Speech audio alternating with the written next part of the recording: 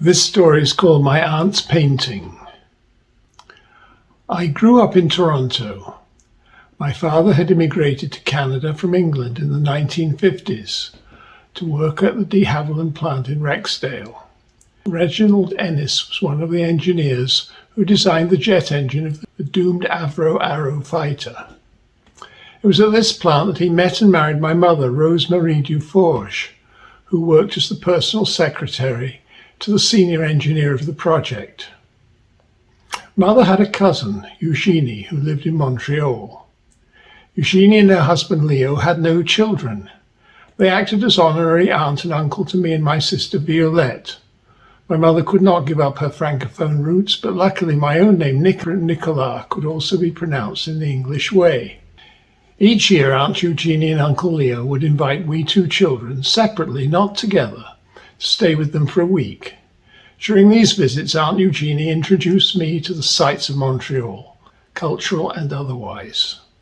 We visited the Montreal Museum of Fine Arts, Botanical Gardens, the Oratoire Saint-Joseph, Old Montreal, and the Westmount greenhouses, as well as places farther afield such as Sainte-Anne-de-Beaupré. It was a wonderful introduction to a far more cosmopolitan world than the Toronto of the 1970s. Rue Sainte-Catherine was much more sophisticated as a shopping destination than the tacky massage parlors and adult movie stores that lined Yonge Street. My mother, Aunt Eugenie, and Uncle Leo had all left France for Canada following World War II, after spending some time in a refugee camp for displaced persons. Their parents were all deceased, and they wanted the opportunities offered by a new start. My mother's family name Duforge was different from that of Eugenie and Leo, which was Lemaire. It was never quite clear to me how my mother had relocated from Francophone Montreal to Anglophone Rexdale. There was some gossip about an amorous liaison that did not have long-term staying power, but how true this was I didn't know. In our family, such things were not discussed. Aunt Eugenie and Uncle Leo owned an apartment in Outremont, in a rather grand building that had 12-foot ceilings with decorated plasterwork. Their home featured elegant furniture and eclectic accoutrements. Their Outremont apartment also contained several sterling silver pieces of both French and English provenance. However, the piece that caught my eye from an early age was an age-darkened painting of a street scene that bore a brass caption plate underneath. It was inscribed, Boulevard Montmatre, soirée pluvieuse. I was fascinated how the artist had captured the rain slashing down across the street, with people hurrying home, some with umbrellas, their bodies braced against the rain. This brought the scene to life, even though I had to peer through the darkened varnish intently in order to discern details that the painter had included. This painting is the focus of the present account. Both Aunt Eugenie and Uncle Leo were heavy smokers. Their apartment was always filled with the distinctive smell of Gauloise cigarettes, which were readily available in Montreal, but not in Rexdale. Cigarette smoke undoubtedly contributed to the painting's darkened appearance, for Aunt Eugenie was rarely seen without a cigarette affixed to the corner of her mouth, even when preparing food or washing dishes.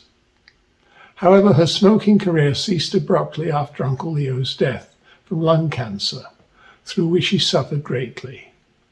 Nevertheless, her habit had already caused significant lung damage. Latterly, she suffered shortness of breath or emphysema and had to go into care. When she died in the late 1990s, her estate was much diminished. Apart from a legacy to her favorite charity, she left her sterling silver collection to Violette, and the painting Boulevard Montmatre, soirée pluvieuse to me. The painting was accompanied by a somewhat cryptic instruction, I know that you will be best able to look after it, written in her own spidery handwriting. At the time, I was still getting myself established professionally. Money was tight as my wife Georgia and I struggled to pay our mortgage and raise 2 young children. The painting hung in our living room, where its darkened subject matter and rather heavy ornate frame were distinctly out of place with the modern decor that Georgia and I both favored. 20 years later, I took a modestly early retirement, which gave me the time and the interest to look into the background of my inheritance. Even with my limited knowledge of art, I knew that my painting was in the French Impressionist style. The subject matter placed it as late 19th century. The architectural style of the streetscape was clearly of the post-Haussmann reconstruction of Paris, and a gas lamp standard shed its light prominently in the foreground. There appeared to be no artist's signature, though possibly the darkened varnish had obscured it. An internet search quickly revealed that the painting was in the style of the great French Impressionist Camille Pissarro.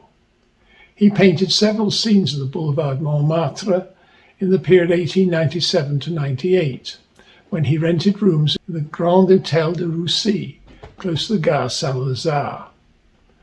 All these paintings looked directly down the boulevard, because the artist had painted them looking from his hotel room.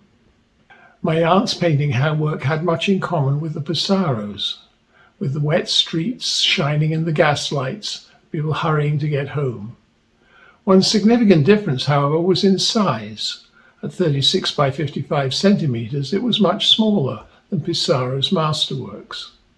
Perhaps my painting was a preliminary work for Boulevard Montmatre at night by Pissarro himself. Or possibly it was painted by an unknown artist in the style of Pissarro, either innocently or intended as a Pissarro forgery. To say the least, I was excited by my discovery and resolved to contact the experts at the Art Gallery of Ontario. Accordingly, I made arrangements to meet with the curator of European art, whose secretary set up an appointment and asked me to bring my painting with me. And so, one October morning, I took the subway and the streetcar, with my precious painting cloth and bubble wrapped and carried rather ignominiously in a Food Basics reusable grocery bag. I'm sure that the AGO must get all kinds of queries about missing masterpieces that have found their way into suburban basements and attics. However, I was received courteously by the assistant European curator. She unwrapped the painting with the care that a multi-million-dollar masterwork would demand. And after a few pleasantries about how I had come into possession of the painting, she examined it closely, with the aid of a magnifying monocle. "Very interesting," she commented. "My secretary tells me that you already know that the painting is in the style of the French Impressionists, and the famous artist Camille Pissarro painted several street scenes with similar subject matter." "Well," she continued, "I hope I'm not shattering any dreams you may have. The painting is almost certainly not the work of the great master Pissarro. That doesn't mean that it's worthless. My opinion about the artist is provisional, of course. However, the brushwork does not seem to be consistent with Pissarro. You may be aware that Pissarro adopted the technique of pointillism that was developed by Georges Seurat and Paul Signac in the mid-1880s. Pointillism involves painting tiny dots of different colors together on the canvas so that the eye blends them together. It's different from the usual technique of mixing the different colored oil paints on a palette and applying the mixture to the canvas. The individual dots in your painting are larger than those typical of Pissarro. This suggests that your work may have been painted after Pissarro's time, when the use of larger dots had become popular. For the moment, I can say that your painting is consistent with the late Impressionist style. Whether it's truly of that period would require analytical testing. To cut a long story short, I agreed to have the painting subjected to scientific examination. The AGO offered their standard analytical services at a price that I could afford. Chemical analysis of a tiny speck of the paint showed that both the pigments and the canvas was consistent with that of the year about 1900.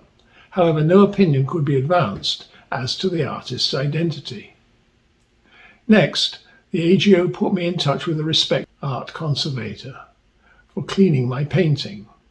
Removal of a century of grime and tobacco smoke and replacement of the original varnish cost me $2,350. The result, however, was amazing. The colors sparkled, revealing the artist's original intentions. However, at this point, a cloud darkened the horizon concerning the painting's provenance.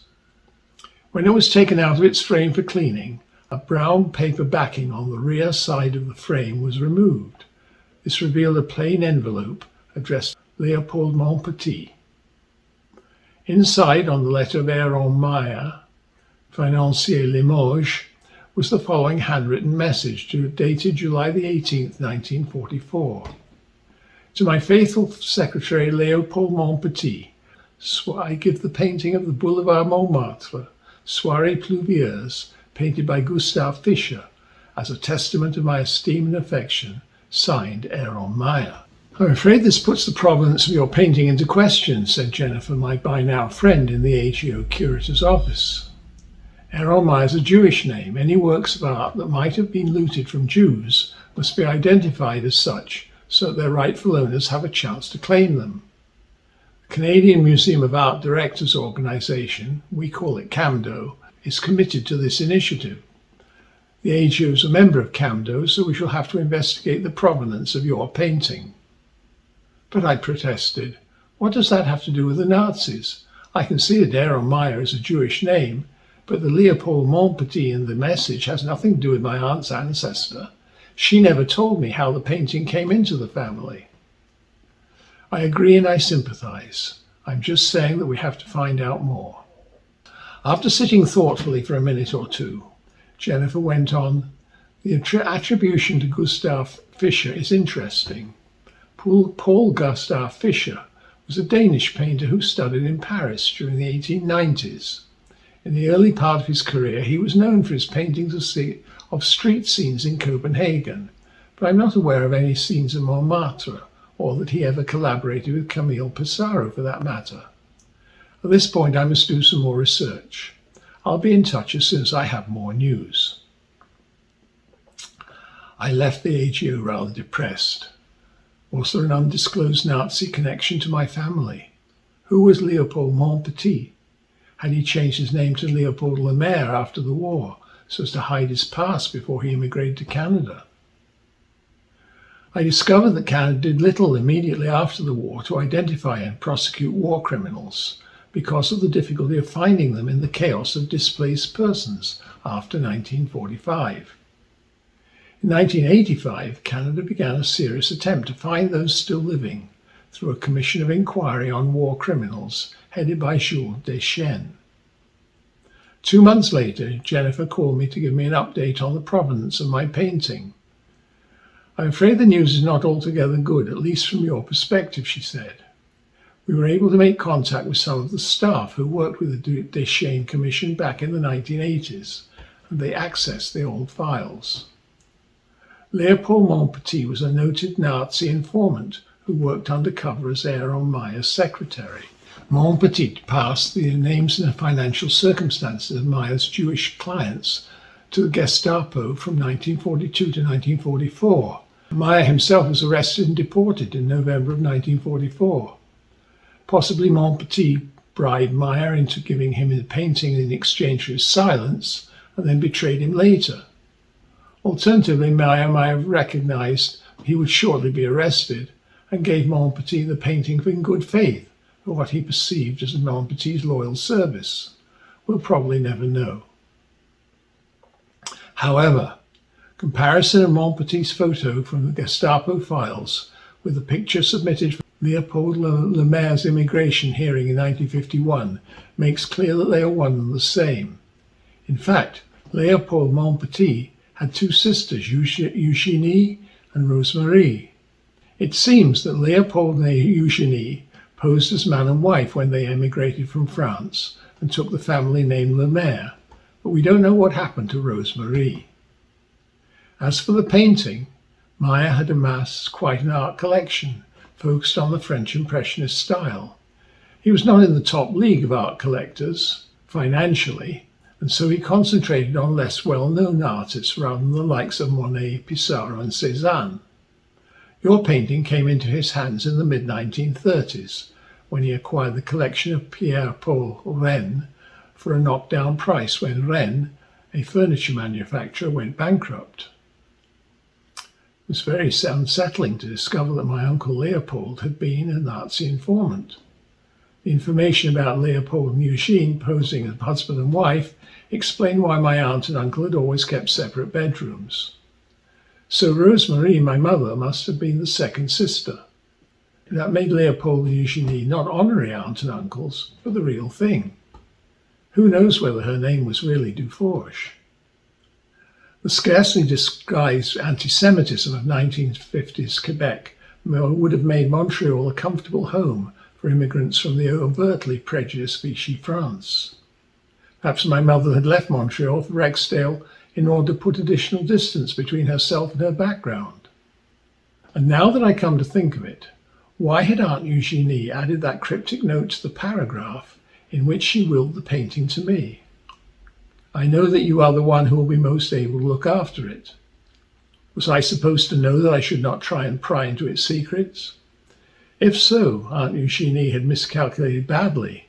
With so much secrecy about my French relative's origin, I was totally naive on the subject. I took my painting home and restored it to its position on my living room wall. Its beauty was greatly enhanced by the restoration, but somehow it was difficult to think of it, or Aunt Eugenie, with the same affection as before. Then one day, a letter arrived with a UK postage stamp, registered mail. Inside was a letter from the legal firm of Rowland, Ives and Ramsay of Droitwich, England. It read as follows. Dear Mr. Ennis, it has come to our attention that you are in possession of a painting known as Boulevard Montmatre, Soirée Pluvieuse, which was at one time owned by Mr. Aaron Meyer, who lived in Limoges, France. Mr. Meyer was the great-uncle of my client, Benjamin Meyer, whose father escaped from Belgium to England immediately before the commencement of hostilities in August 1939. My client believes that this work of art came into the possession of your family illegitimately at or around the time that his great-uncle was deported to Treblinka concentration camp, where he was murdered. He therefore requests the immediate return of the painting. I request you to contact the undersigned forthwith to make arrangements for its transfer to my client. Yours faithfully, Arthur Ramsay.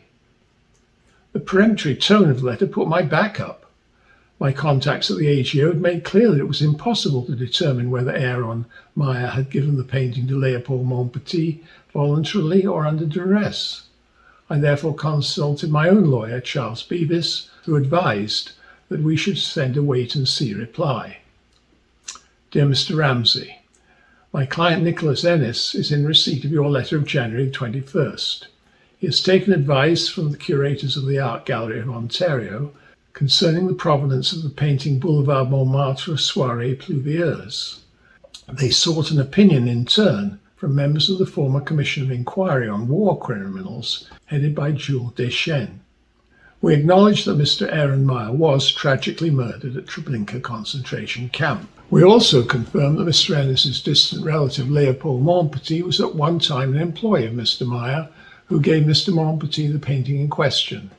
It was accompanied by a handwritten note that read, To my faithful secretary, Leopold Montmatre, I give the painting of Boulevard Montmartre, Soirée Pluvieuse, that was painted by Gustav Fischer, as a testament to my esteem and affection, and signed Aaron Meyer.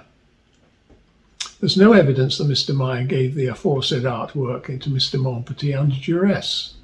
Therefore, I must advise you and your client that there appears to be no merit in his claim for possession of the aforesaid artwork. Yours sincerely signed, Charles Beavis. Within a few days, a new letter was received from Meyer's solicitor. Dear Mr. Beavis, further to my correspondence of January 21st, I must advise it's our appraisal that the painting Boulevard Montmartre Soirée Pluvieuse represents an artwork that was looted by the Nazi operative Leopold Montmatre during World War II. Specifically, the note allegedly written by Aaron Meyer has been definitively shown to be a forgery based on extensive samples of his handwriting of Mr. Meyer that are to be found in the records of his former business. Should your client not concur with this appraisal, I must advise that my client will take legal action to recover this artwork, pursuant to English law concerning looted art, and that such trial would be held under the jurisdiction of the English courts. Yours faithfully, signed Arthur Ramsay. "I'm truly sorry, Nicholas," said Charles Beavis when he handed me the letter. "It really does seem that Benjamin Meyer is indeed the rightful owner of your painting. You'll have to do as Ramsay says. To undertake an English trial would be ruinously expensive." So that's how I came to lose the painting that I had admired since my childhood. In truth, it was never Aunt Eugenia's, and so it was never mine. I took a colour photo of it before it was shipped to England. At least that was at Benjamin Meyer's expense, in case I should want to be reminded of it. In fact, I've never looked at the picture. I don't think I would ever enjoy looking at the original even, now that I know how it came into my possession. We never did discover the provenance of the painting. I learned later that Benjamin Meyer put it up for auction, where it was sold as Boulevard Montmartre, Soirée Pluvieuse, in the French neo-impressionist style, circa 1900, unsigned but possibly by Paul Gustave Fischer. It was sold for £38,500, that's about 75,000 Canadian dollars, to a Chinese industrialist. What an intricate web of ownership and non-ownership. I'd loved the painting for over 50 years, but when I found out that it had been the object of Nazi theft and was not legally mine, I lost the enjoyment of it. Aaron Meyer acquired it only as the result of a business misfortune of Pierre-Paul Rennes. He owned it for less than a decade, then lost it through the worse misfortune of having a Nazi collaborator as his personal secretary.